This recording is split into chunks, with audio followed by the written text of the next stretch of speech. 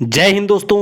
मैं हूं आपका दोस्त के बी और आज की इस वीडियो में हम 3 अप्रैल 2021 को आरआरबी एनटीपीसी का जो दूसरे शिफ्ट का एग्जाम हुआ है इसमें पूछे गए जीके और करंट अफेयर्स के प्रश्नों को डिस्कस करेंगे।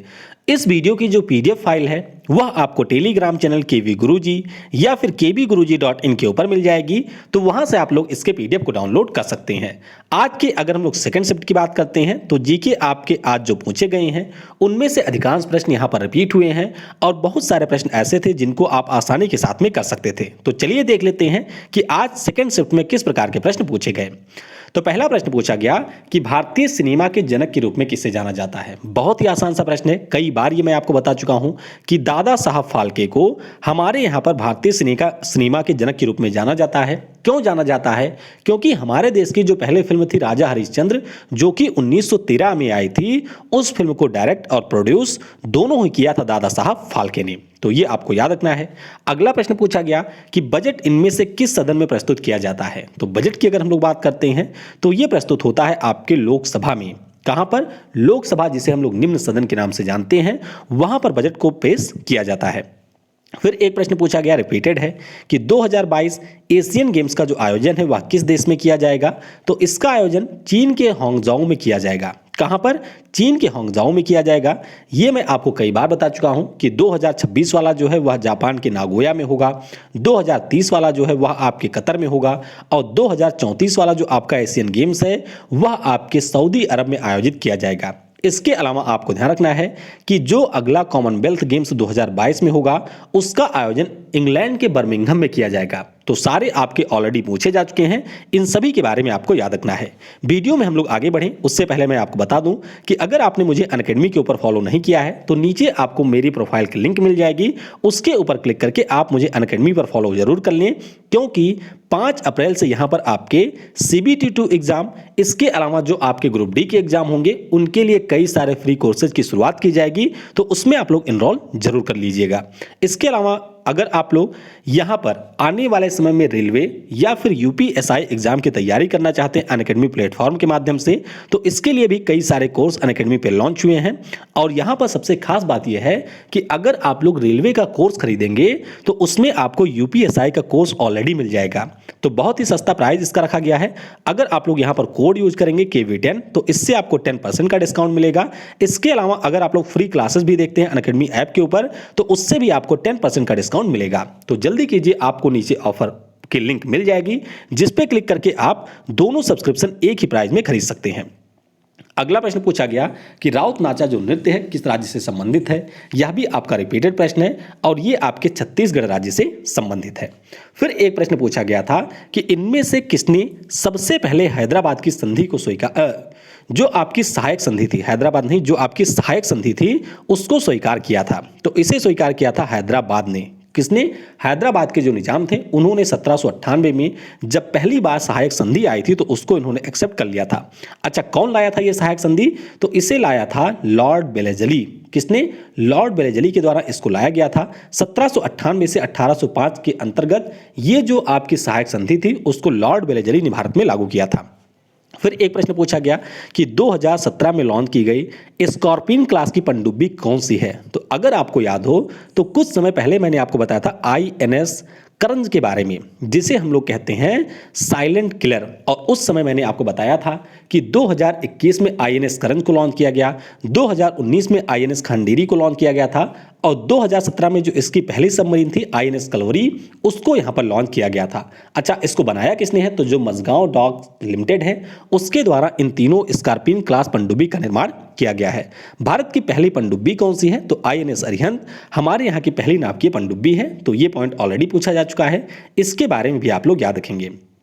अगला प्रश्न कि कथक किस राज्य का शास्त्रीय नृत्य है। तो कथक की अगर हम लोग बात करते हैं तो ये आपके उत्तर प्रदेश राज्य का शास्त्रीय नृत्य है। अच्छा, कई बार लोग कंफ्यूज हो जाते हैं कथक और कथकली में। तो कथकली और मोहिनी अट्टम ये दोनों आपके केरल के हैं।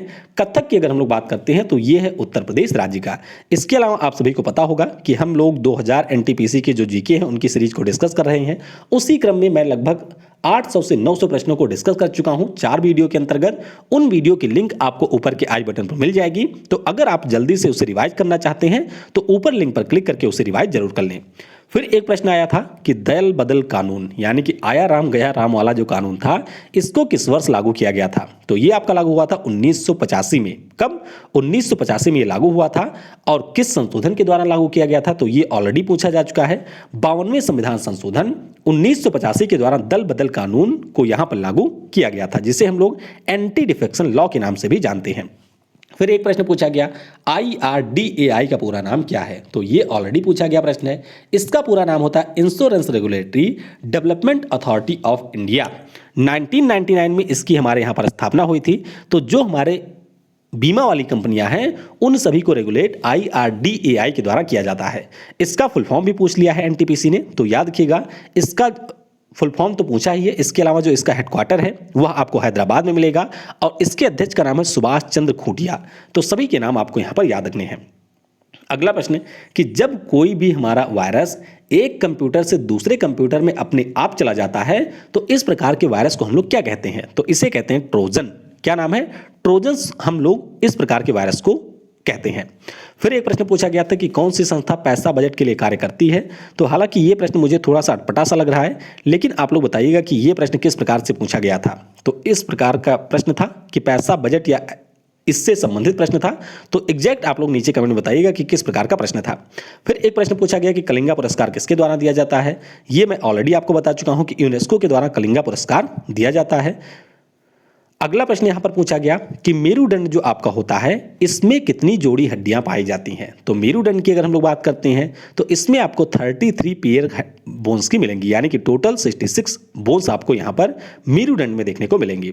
फिर एक प्रश्न आज सुबह ही हम लोगों ने डिस्कस किया था इसके बारे में कि प्लास्टर ऑफ पेरिस किससे बनता है। तो ये आपके बनता है जिप्सम से। किससे? जिप्सम से हमारे प्लास्टर ऑफ पेरिस बनता है। और जिप्सम का फार्मूला कई बार पूछा जा चुका है, तो याद रखेंगे CaSO4.2H2O ये आपके जिप्सम का फार्मूला होता है। जब इसको हम लोग गर्म करते हैं तो उससे आपका बनता है प्लास्टर ऑफ पेरिस, यानी कि CaSO4.2H2O। तो इनके बारे में आपको याद ही रखना है। फिर एक प्रश्न पूछा गया कि स्वदेशी आंदोलन किसके विरोध में शुरू हुआ था। तो लॉर्ड कर्जन के द्वारा जब 1905 में बंगाल का विभाजन किया जाता है तो उसी के बाद में जो कांग्रेस का कलकत्ता वाला सीजन होता है वहां पर स्वदेशी प्रस्ताव को पास किया जाता है। मुख्य रूप से उद्देश्य यही था कि हम लोग यहां पर देसी वस्तुओं का यूज करेंगे। तो याद रखिएगा बंगाल के विभाजन के बाद में स्वदेशी आंदोलन की शुरुआत 1905 में हुई थी। अगला प्रश्न कि रोड्रा का फुल फॉर्म क्या है। तो ये आपके करंट अफेयर का प्रश्न है। 2019 वाला जो करंट अफेयर है उसमें अगर आपने देखा होगा तो दो हमारे सेना के लिए जारी किया गया था। एक का नाम था रोड्रा, एक का नाम मैं यहाँ पर भूल रहा हूँ। तो रोड्रा की अगर हम लोग बात करते हैं तो ये हमारे रिटायर्ड आर्मी ऑफिसर के लिए था, यानी कि जो आपके रिटायर्ड ऑफिसर थे उनके डिजिटल रिकॉर्ड को रखने के लिए यहाँ पर इसे लॉन्च किया गया था। तो इसका पूरा नाम है retired officer digital record archive. शिक्षा इनमें से किस सूची में शामिल है। तो बहुत ही आसान सा प्रश्न है। जो हमारी समवर्ती सूची है उसमें आपके शिक्षा विषय को शामिल किया गया है। इसका मतलब यह है कि शिक्षा हमारा एक ऐसा विषय है जिसके ऊपर उस पार्टिकुलर राज्य की विधानसभा और हमारे देश की संसद दोनों कानून बना सकती हैं। इसके अलावा आप याद रखेंगे कि जो हमारी सूचियां होती हैं, यानी कि जो शक्तियों का बंटवारा हुआ है केंद्र और राज्य सरकारों के बीच में, उसके बारे में प्रावधान 7वीं अनुसूची में दिया गया है। और इसके अलावा आप ध्यान रखेंगे कि संघ सूची में शुरुआत में 97 सब्जेक्ट थे, अब इसमें 100 विषय हैं। राज्य सूची की बात करते हैं तो पहले 66 इसमें सब्जेक्ट थे, अब 61 रखे गए हैं। और अगर हम लोग समवर्ती सूची यानी कि कॉन्करेंट लिस्ट की बात करते हैं तो इसमें आपके पहले 47 विषय थे, अब इसमें 52 विषय रखे गए हैं। अगला प्रश्न पूछा गया कि मानव शरीर में जो वसा का पाचन होता है, यानी कि जो आपका फैट होता है वह कहां पर होता है। तो पाचन की क्रिया जो है वह हमारी शुरू हो जाती है मुंह से और ये आपकी समाप्त होती है स्मॉल इंस्टेंटाइन में। तो सबसे बाद में जाकर के वसा हमारा पचता है स्मॉल इंस्टेंटाइन में, यानी कि छोटी आंत में इसका पाचन होता है। फिर एक प्रश्न पूछा गया, बहुत ही आसान रिपीटेड सा प्रश्न है कि चीन को सिक्किम से कौन सा दर्रा जोड़ता है। तो ये हमारा है नाथुला दर्रा। कौन सा? नाथुला दर्रा दोनों को आपस में कनेक्ट करता है।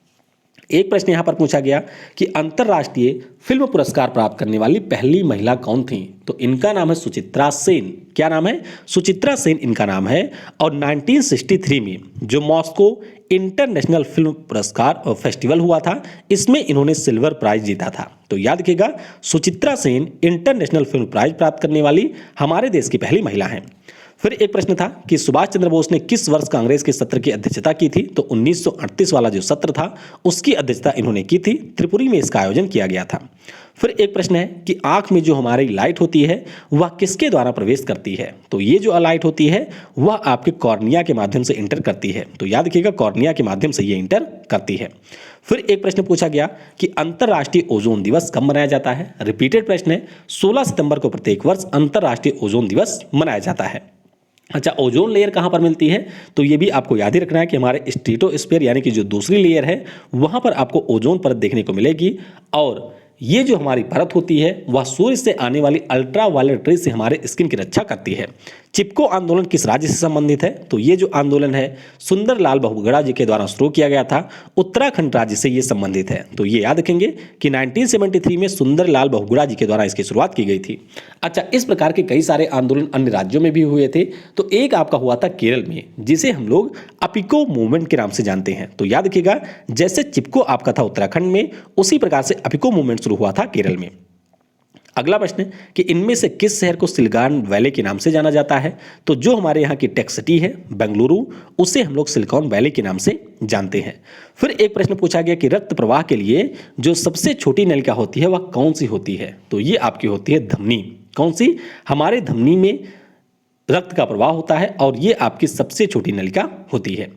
अगला प्रश्न पूछा गया कि अरुणाचल प्रदेश के मुख्यमंत्री का नाम क्या है। तो पेमा खांडू यहाँ के सीएम का नाम है और ये कहाँ से हैं, तो ये आपके बीजेपी पार्टी से हैं। फिर एक प्रश्न पूछा गया कि उपराष्ट्रपति का जो चुनाव होता है इसमें कौन शामिल होता है। तो जब मैंने आपको राष्ट्रपति के चुनाव के बारे में बताया था तो उस समय मैंने आपको ये भी बताया था कि उपराष्ट्रपति के चुनाव में शामिल कौन होता है। तो हमारे संसद के जो भी मेंबर होते हैं, चाहे हम इलेक्टेड हों चाहे वह नॉन इलेक्टेड हों यानी कि नॉमिनेट किए गए हों, सारे आपके उपराष्ट्रपति के चुनाव में शामिल होते हैं। और उपराष्ट्रपति की बात हुई है तो एक बार मैं आपको फिर से बता देता हूं कि राष्ट्रपति का जो चुनाव होता है उसके लिए जो इलेक्टोरल कॉलेज होता है उसमें आपके लोकसभा और राज्यसभा के इलेक्टेड मेंबर, इसके अलावा जो हमारे राज्य हैं दिल्ली और पुडुचेरी के जो विधानसभाएं हैं वहां के इलेक्टेड मेंबर पार्टिसिपेट करते हैं। तो ये पॉइंट आपको याद रखना है। फिर एक प्रश्न पूछा गया था कि जब बनारस हिंदू विश्वविद्यालय की स्थापना हुई थी 1916 में, तो उस समय गांधी जी के साथ कौन थे। अब ये प्रश्न मुझे नहीं पता है एग्जैक्ट प्रश्न क्या था। अगर आप में से किसी को पता है तो नीचे कमेंट में जरूर बताइएगा इसका उत्तर क्या हो सकता है, वह भी आपको बताना है। बाकी बनारस हिंदू विश्वविद्यालय की बात करते हैं तो मदन मोहन मालवीय जी के द्वारा 1916 में इसकी स्थापना की ही गई थी। और गांधी जी जब हमारे यहाँ पर 9 जनवरी 1915 को आए थे तो सबसे पहला भाषण उन्होंने इसी विश्वविद्यालय के स्थापना के अवसर पर दिया था। तो ये प्रश्न पूछा गया प्रश्न है, इसके बारे में ध्यान रखेंगे। एक कोई व्यापार से संबंधित प्रश्न था, 2-3 बच्चों ने मुझे अलग अलग तरीके से बताया, तो उसके बारे में मुझे बिल्कुल आइडिया नहीं है कि किस प्रकार का प्रश्न व्यापार से पूछा गया था। तो बाकी ये आपके सेकंड शिफ्ट का प्रश्न था जो मैंने यहाँ पर डिस्कस कर लिया है। पहले शिफ्ट की जो वीडियो है उसके लिए मुझे थोड़ा टाइम नहीं मिल पाया था, लेकिन उसकी जो वीडियो होगी वह आपको कल सुबह मिल जाएगी। उसमें लगभग हम लोग 35 से 40 के आसपास प्रश्नों को डिस्कस करने वाले हैं। तो बिल्कुल आप लोग इंतजार करिएगा उस वीडियो का। और कल आपको जो हमारे 2000 एनटीपीसी के जीके की सीरीज चल रही है उसकी 5वीं वीडियो भी मिलेगी। Thanks for watching. जय हिंद, जय भारत। और सबसे जरूरी, पढ़ेगा भारत तो बढ़ेगा भारत।